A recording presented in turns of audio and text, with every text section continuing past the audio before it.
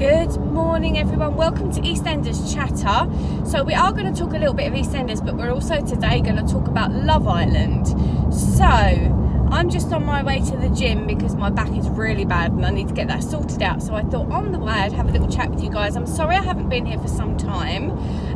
Very good reason, because talking about the stabbing of Shaki, I really struggled with that storyline. It was fueling my anxieties beyond all belief, and it was too much to bear. It was almost like, I mean, my goodness, Bonnie Langford, who plays Carmel, she's still playing an absolute blinder. I'm quite impressed, to say the very least, that she's just been such an incredible actress, and oh God, it just gets me even talking about it, because I think she's portrayed, I would imagine, what that parent would be feeling at that point in time. So congratulations to her, been fabulous. And I know we've got the funeral coming up soon, which is again going to be really, really painful.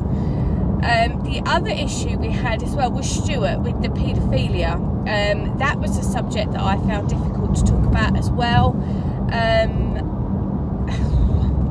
Yeah, and I just don't know how to go into that and put a disclaimer on this video. And it's important that, even though there's like a very small handful of you watching this, I don't want to get this thing wrong and say something wrong, and then somebody who's been affected by it is offended or upset or doesn't know where to go, and I don't know where to point you all.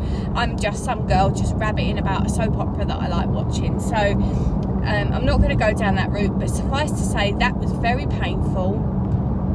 If you've had any sort of experiences of that, you'll probably find anything that you can relate to minimally, which majority of us know somebody or something that's been affected by the majority of things that are on the soaps, and and it does affect you, it does. And I think EastEnders have been, I don't know if there's something different about where they're going, like the writers or whatnot, but it's really tapped into some pretty scary subjects that they've just faced on and done it, and I think they've done it really, really well, and I have no doubt that they're going to be up for so many awards. But that said, I don't watch the other soaps, so I don't have a comparison.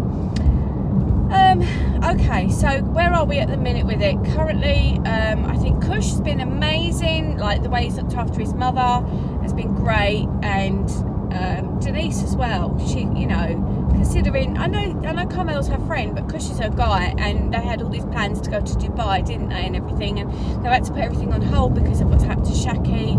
So that's quite sad. We've got this Max and Rainy thing going on, which is really cringeworthy, which again means that the actors are doing it brilliantly.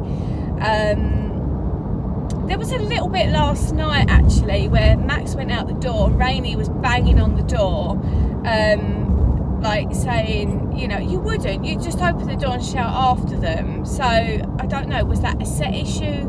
I don't know, but I just sort of think there's a few things they do sometimes you think, it's been done for the acting purposes, and I totally get that they've got to do that. But anyhow, so it is what it is. Right, let's talk Love Island, if you will indulge me. If you don't watch Love Island and you want to turn off from this video now, don't forget to give it your thumbs up before you go. If, like me, you are totally hooked on Love Island, because I've just been completely loving it. It's just incredible. Never watched it before. Every night that I do watch it, I'm like, oh, great, it's Love Island time. And I just think it's fantastic. I mean, who doesn't like to watch a little bit of love going on? So, like I say, never watched it before, and I like the idea that they're in a villa where it's like, I've enjoyed Big Brother before, but there's a lot of things about it that gets a bit annoying, like the place is always a mess, and you watch them cooking and arguing over who's cooking and like day-to-day stuff, which again is probably successful because we can all relate to it. But with Love Island, they have people that go in. This is something that's circulated on Facebook, so I don't know if it's true or not, but they have somebody that goes in and does their meals and things, like their main meals. They can put in a request for shopping and for things like that. Someone goes in and makes the beds. Obviously, you can tell when Adam left last night, you could tell he'd had a new haircut. So people are doing that, and that wasn't Laura doing that, because when she did Alex's, oh my goodness, she made a mess of it really. I mean, it was okay, but it wasn't ideal.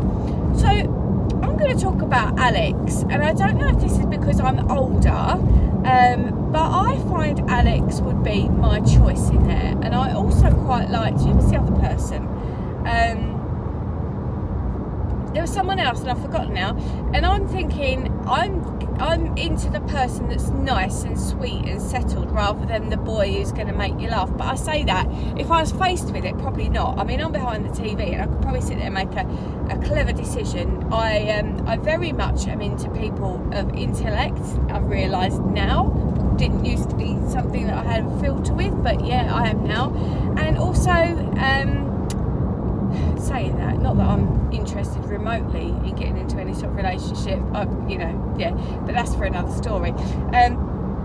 So Alex would be my first choice. I do think there's a few things that he does that are a little bit off-putting, but I also find it funny when he sort of goes, oh hell, like that, and he does that a lot, doesn't he? Oh hell, and his tongue goes like a little budgerigard's tongue at the time as well, which is really funny. But I think I could have some really interesting conversations with him. Maybe it's because I've now got this medical degree thing as well going on, I don't know, but he would definitely be my number one choice. But that said, I haven't seen him particularly physical or cuddly, and that would be an absolute prerequisite for me.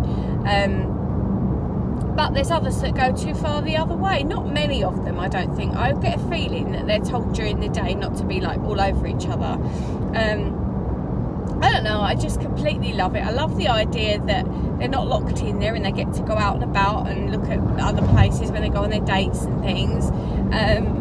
I mean, the villa is amazing, isn't it? Who would love to stay in that villa? I certainly would. But I don't know about the actual Love Island thing. I'd be no good at it, because if I'm going to share a bed with somebody and have kisses and cuddles with them, in my eyes, that's a done deal. Like, I wouldn't then, like with Laura yesterday, I'm saying like a lot like they do, and that's so annoying. Laura, for example, yesterday somebody went out with her guy, and she was really upset about it. And much as I'm sitting there thinking, oh, come on, get a grip, don't make it so dramatic, I would be the same. I would be 100% the same.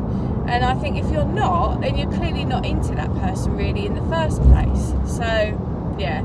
So that's that. I mean, Adam, I don't know whether to love or hate Adam. I really don't. He was so like a magpie, wasn't he? He saw something he liked, he went for it, and he had a great time. Then he saw something else that he liked better, dropped that thing, had that, and it's just wrong on so many levels.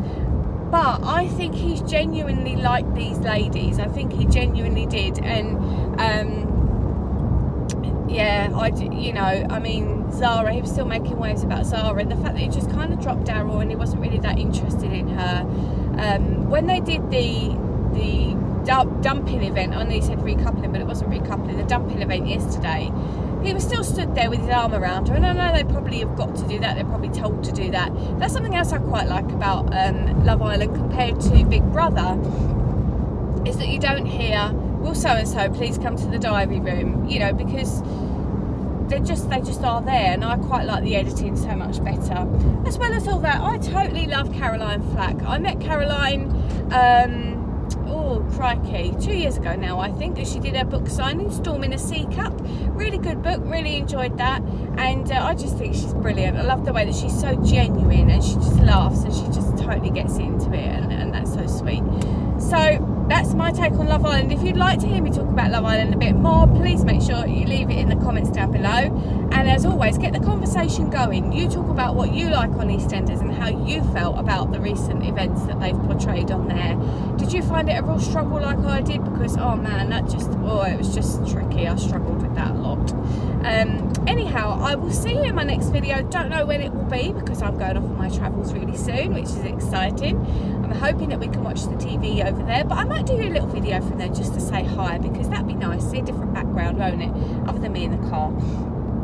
So I hope you're all well and suffering not too much with the hay fever season. It's nearly out the other side now. I'm feeling a bit better than I was.